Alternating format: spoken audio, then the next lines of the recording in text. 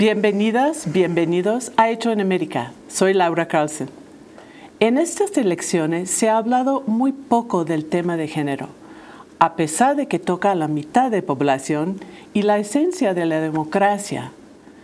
No me refiero solamente a si hay o no hay candidatas mujeres, sino las condiciones en que las mujeres votan y participan, y sobre todo un tema que se ha señalado como un foco rojo para estas elecciones: la violencia política contra las mujeres. Para hablar sobre el tema tenemos el gran gusto de tener con nosotros aquí en el estudio de Rompeviento a Marta Juárez. Marta es integrante del Consorcio para el Diálogo Parlamentario. Marta, muchas gracias por acompañarnos. Muchas gracias por la invitación, Laura. Un placer.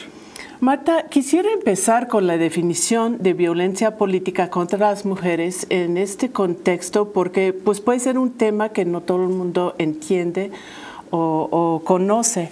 Aquí lo que dice es que se trata de acciones y omisiones que menoscaban o anulan su reconocimiento, goce y o ejercicio de los derechos políticos. ¿Cómo se ejemplifica en la práctica? Es muy bueno que me preguntes cómo se ejemplifica, porque la definición puede ser muy abstracta.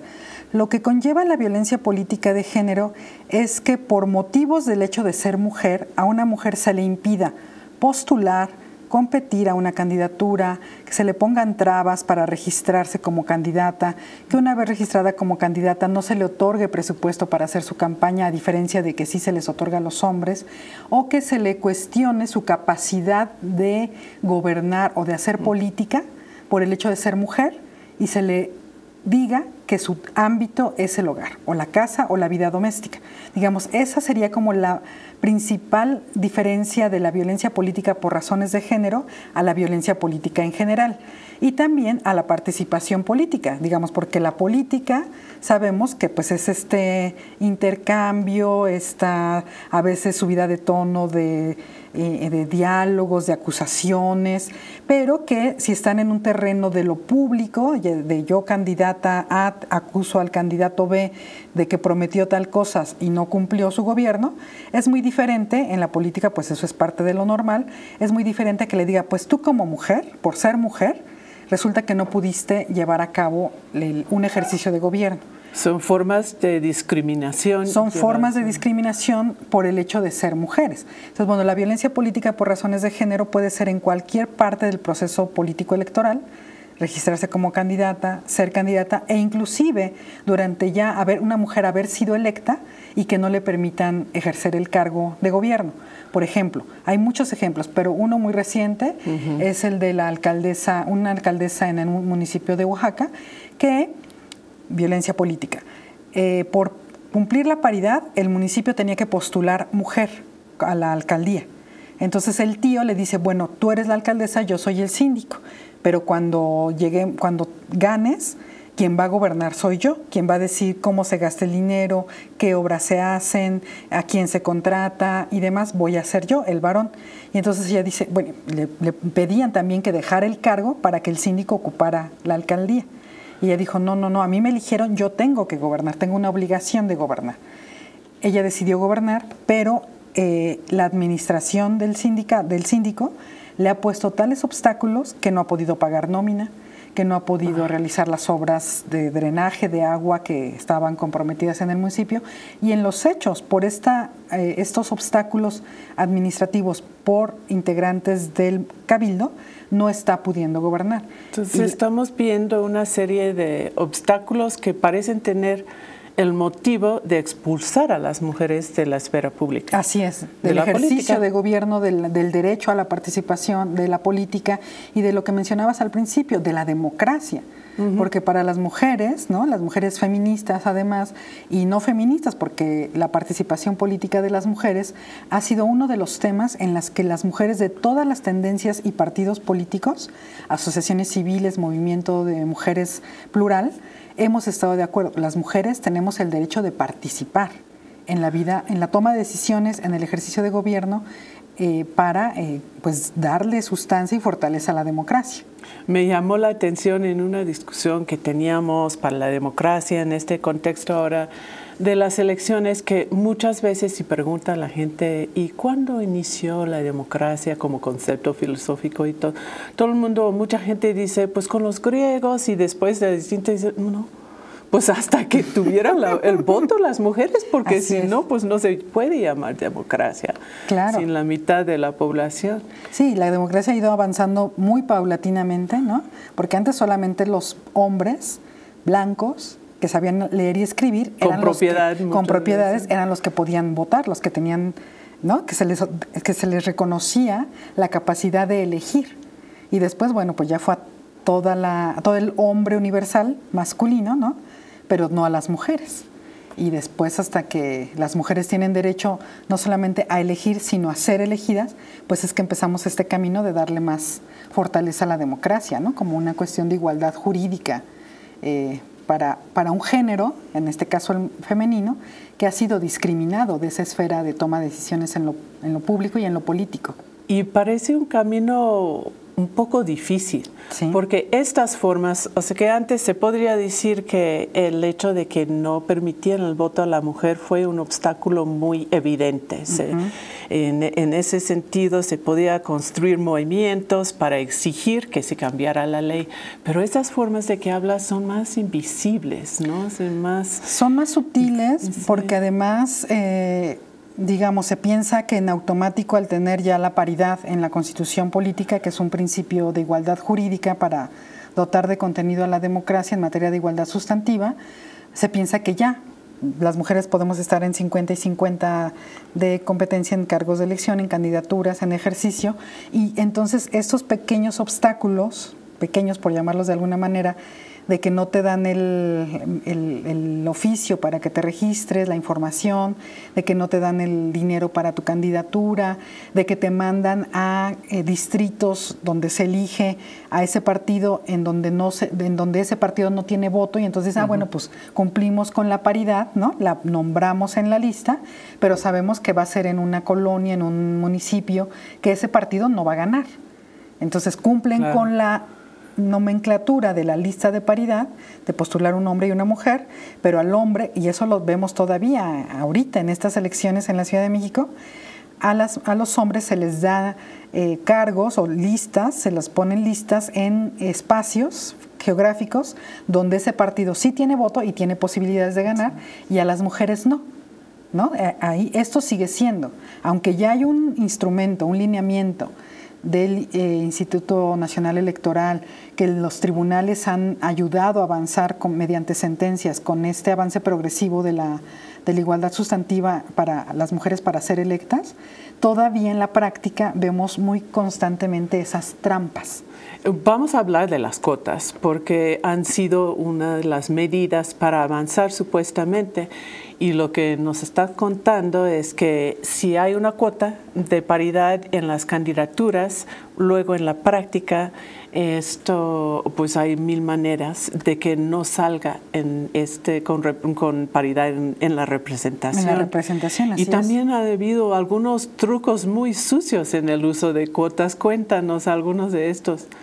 Bueno, en la elección de 2015 estuvo esto que popularmente, no estoy segura si 2012 o 2015, se me va la fecha, pero todos escuchamos el tema de las Juanitas, ¿no? De las conocidas Juanitas.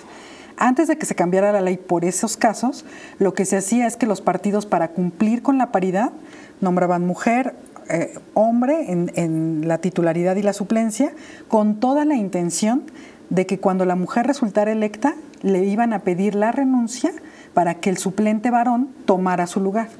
Y eso sucedió en la Cámara de Diputados, no en Veracruz, Tabasco, no, en la Cámara de Diputados Federal, como en 17 casos, ¿no? De manera sistemática.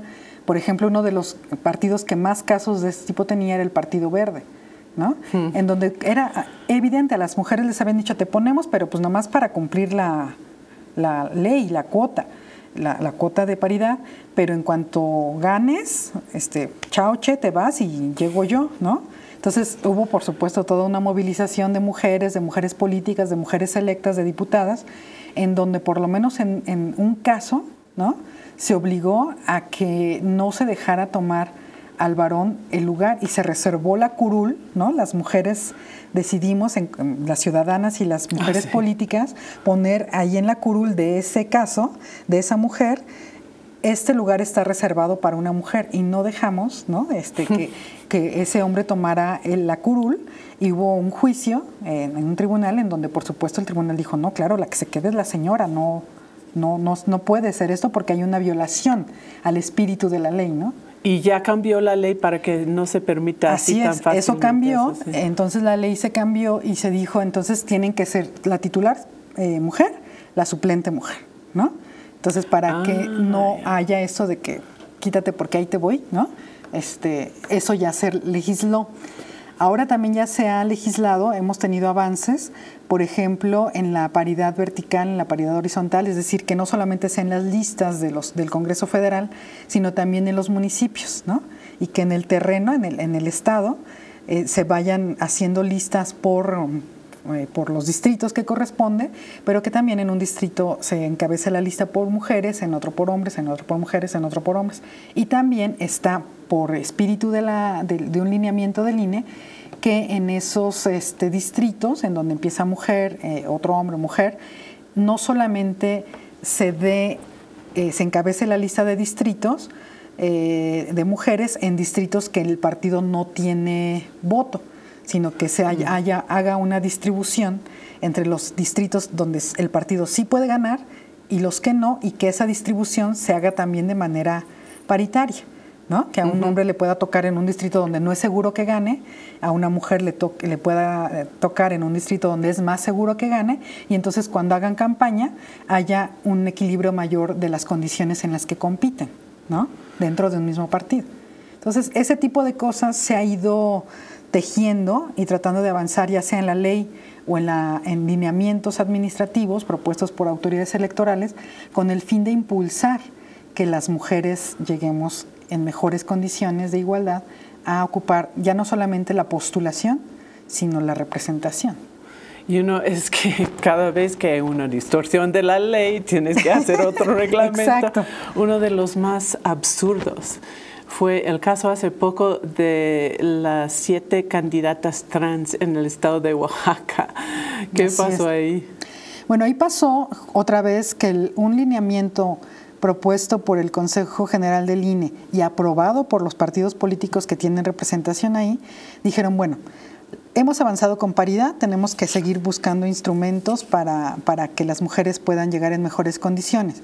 Pero resulta que la discriminación no es exclusiva hacia las mujeres, sino también hay grupos que son importantes en la democracia y que no están pudiendo ser representados.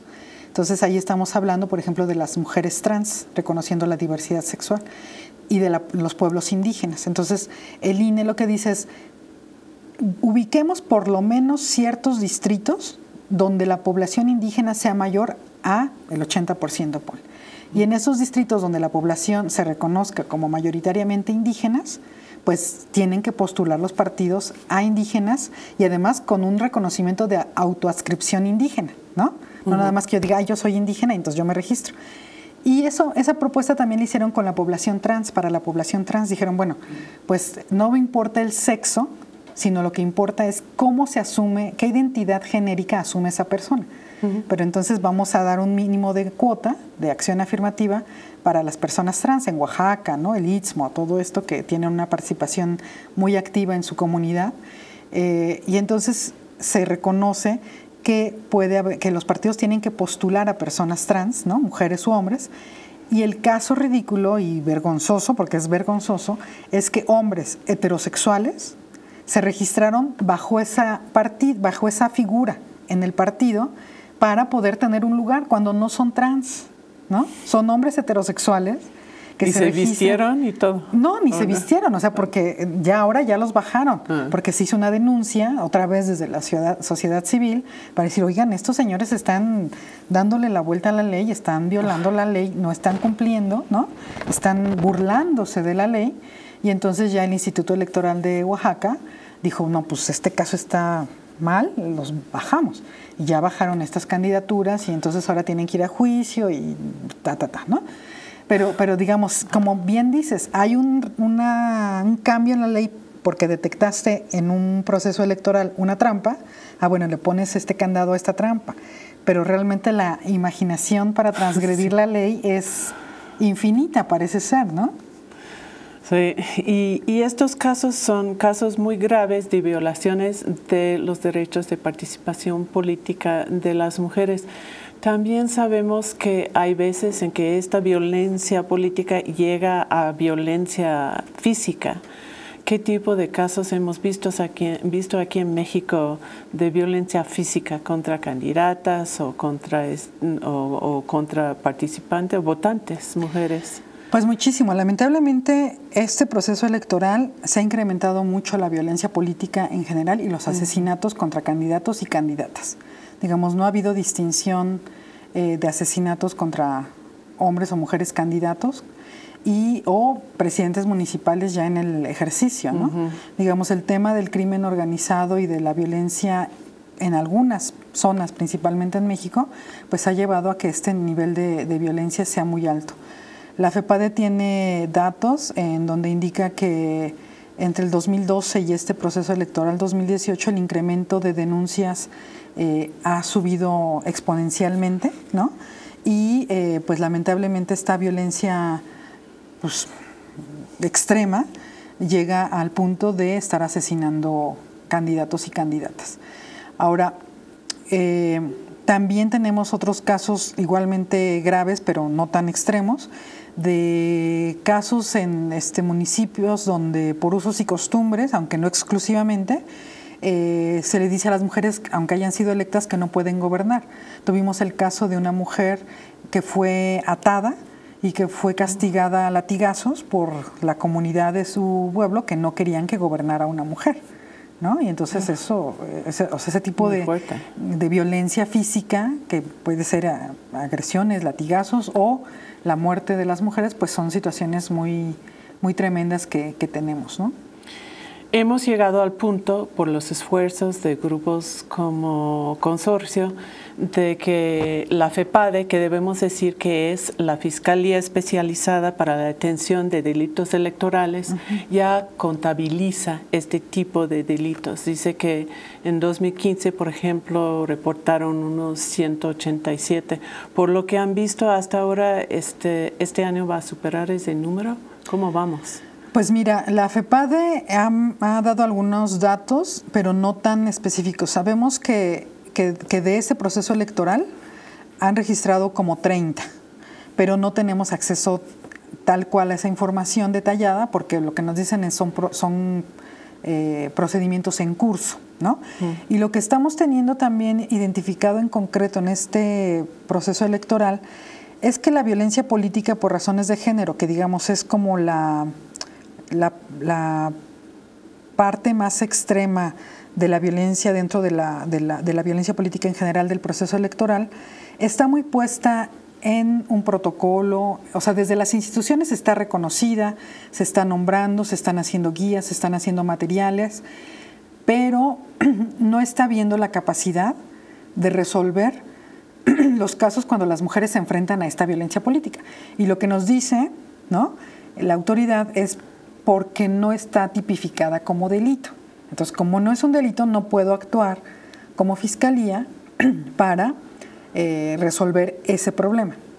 Entonces, tenemos un vacío ahí en la ley de que en efecto la violencia política por razones de género no está tipificada, pero no obstante, el propio tribunal, la FEPADE, el INE, han desarrollado un protocolo, o en la Ciudad de México las autoridades electorales locales, una guía para atender la violencia política en donde describen cómo las mismas autoridades tendrían que tener algunas acciones, ¿no?, órdenes de protección, ciertas medidas, ¿no?, para atender estos casos de violencia que todavía no están siendo bien atendidos y bien agarrados por las instituciones, y la puerta de salida fácil no está tipificado el delito, entonces no estamos atados de manos, lo cual desde nuestro punto de vista pues es erróneo.